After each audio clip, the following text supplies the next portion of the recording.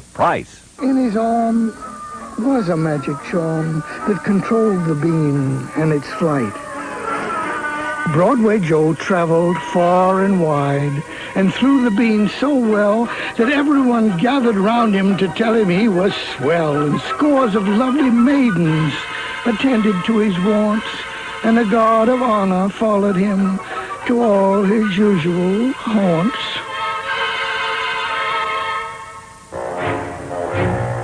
Then from out of the ground there came a sound that shook the entire shore. It came from the tread of some men who said, "This Joe is simply a bore." From their fearsome faces smoke did spew, while their heads were as hard as an old horseshoe. They were rough and tough and worked all day in the sun. They were cranky and cruel and spoiled other people's fun.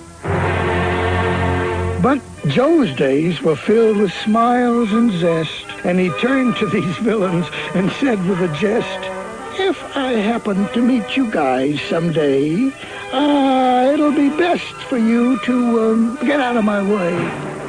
"What's that?" growled those men who were terribly gruff. "How can you say such ridiculous stuff? We'll meet you in battle and steal your bean, then use it ourselves to be nasty and mean." And so it came to pass, in a big round castle way down in the south, that these merciless men came to take the bean and shut Joey's mouth. The castle was filled with faces familiar and faces stranger, but all of them knew that Joe was in danger. So they gathered together, put their hands on their breast, and sincerely wished him their very best. But Broadway Joe needed luck of more than one kind, because suddenly trouble came from in front and then from behind. They gave him such a knock on the crown that he forgot his bean and left it on the ground. The meanies in blue grabbed the thing and turned it over to their old wizard king.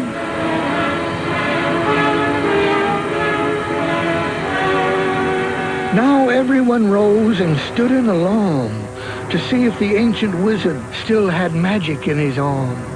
Now, in his prime, many ages ago, he could have thrown that bean and hit a dime.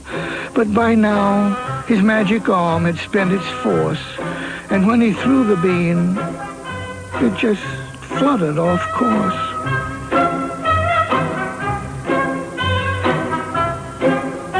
The wizard's men looked solemn and tragic, and sadly they spoke, "This bean's not magic.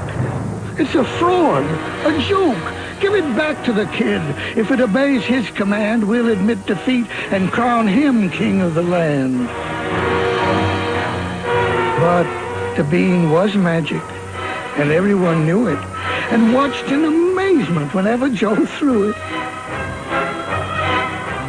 He hopped and popped and swung with a swish, and the bean obeyed his every wish.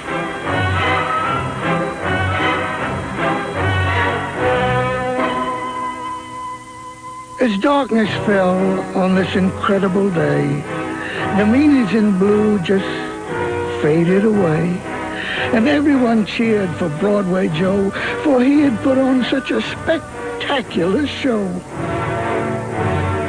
His beam was turned to silver, as bright as the eye could see, and Joe returned a hero to his kingdom by the sea.